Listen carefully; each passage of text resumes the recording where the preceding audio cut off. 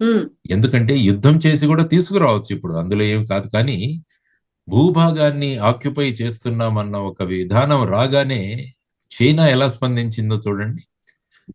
పాకిస్తాన్ సార్వభౌమత్వానికి ఎవరైనా గనక ఆ, దానికి విఘాతం కలిగిస్తే మేము పాకిస్తాన్తో ఉంటామని చైనా ప్రకటించింది.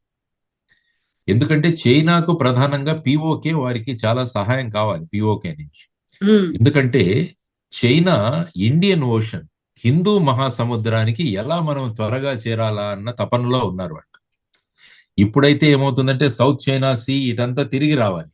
ఉమ్, అదే గనుక పిఓకే నుంచి ఒక బ్రహ్మాండమైన హైవే గనుక క్రియేట్ చేసుకుంటే వాళ్ళు పిఓకే పాకిస్తాన్ ద్వారా గ్వదార్ పోర్ట్ కి ఈజీగా చేరగలరు వాళ్ళు.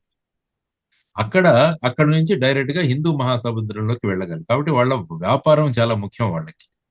అందువల్ల మేము పాకిస్తాన్తో ఉంటాం, పిఓకే మీద భారతదేశం ఏమైనా చేస్తే మేము పాకిస్తాన్కు మద్దతుగా ఉంటామని చెప్పి వాళ్ళు ప్రకటించడం జరిగింది.